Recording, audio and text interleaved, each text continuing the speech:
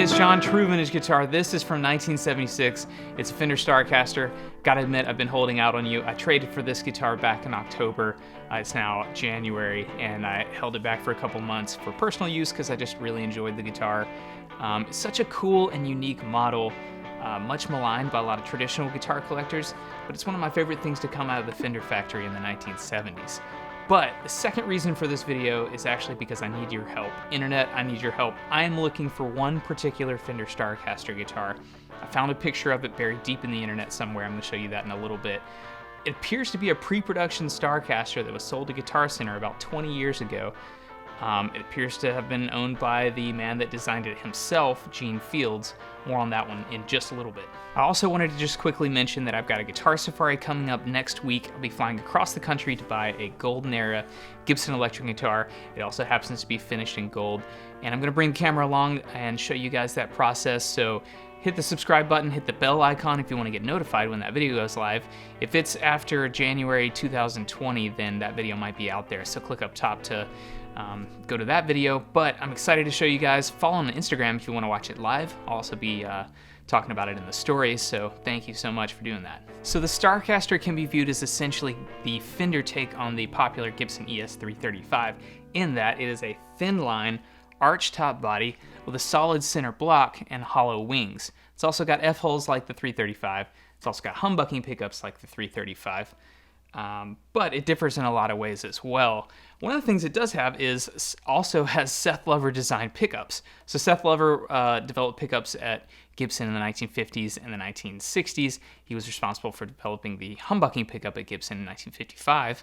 But he left Gibson in the late 1960s, can't remember, 67, 68, and he went to Fender and started developing this pickup, which was the wide range humbucking pickup. It differs from the 335 in a lot of ways as well, in that it has an offset center waist, asymmetrical bouts, also has a 3-bolt with micro tilt neck joint. You can also see it has 5 knobs, so it has a master volume knob. It has the Roger Rossmile designed thin F-holes. Also has the very cool large Fender headstock. Not sure if it'll focus on that, with the color relief cut. That's another Gene Fields design. He carried it over from when he was working on the Marauder at Fender in the mid-1960s. One of the things that drew me to the Starcaster originally were the wide-range humbucking pickups developed by Seth Lover. And they're different than a Gibson-style humbucker in that Gibson-style humbucker uses a bar magnet underneath the coils made of Alnico. But the wide-range humbucking pickup uses threaded magnetic pole pieces themselves made of cuneife, so that's copper, nickel, iron.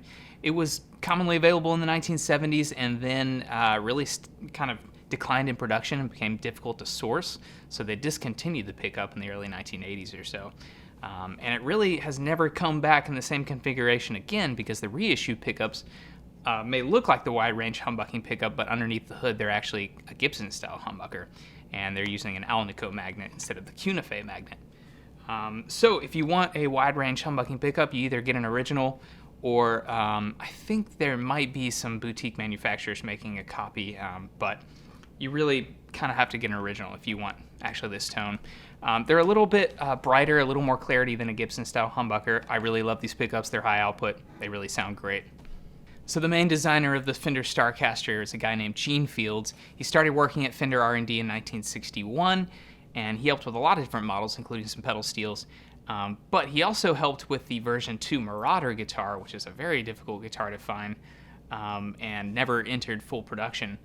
But one of the things he carried over from the Marauder in 1966 was the painted relief cut on the headstock. That's a Gene Fields kind of design there. I really like that. I think it's a really cool feature.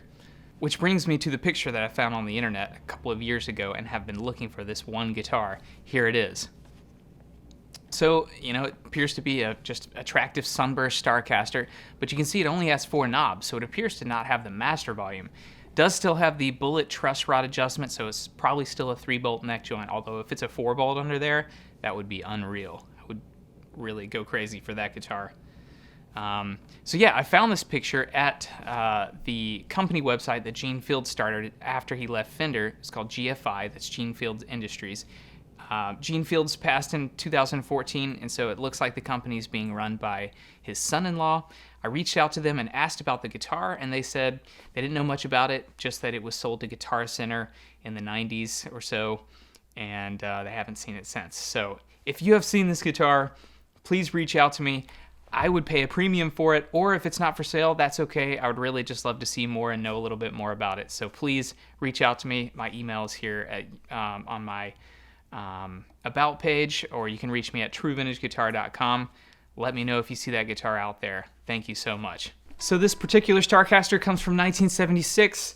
It appears to be all original, except that someone removed the pickguard at some point in time. That was probably just to kind of see more of the flamey top. These knobs are not original to the guitar. When I got it, the aluminum skirts were gone. It looked like they just didn't want the aluminum skirts on the knobs. So I sourced some replacement knobs. But other than that, it's all original and a really nice instrument. Very flamey back. Plays great, sounds great, intonates nicely. It's just an excellent guitar throughout. I really love it. So that intro stuff was this Starcaster through a JHS Morning Glory, just for a little bit of extra drive to get that kind of Johnny Greenwood Radiohead sound. Going into my 1971 Fender Princeton Reverb, a little bit of reverb. And yeah, just love the way these pickups sound through that rig. I'm also going to play it a little bit here, record a loop clean, and then kick on the Morning Glory for a little bit of drive on the kind of lead stuff, and then kick it off and run through the pickup positions.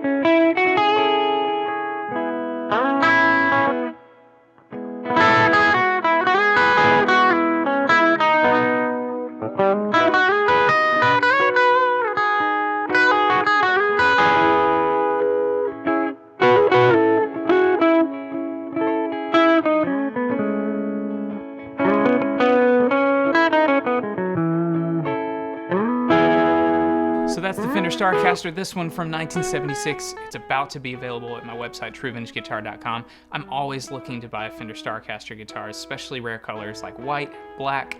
So if you have a Starcaster, reach out to me.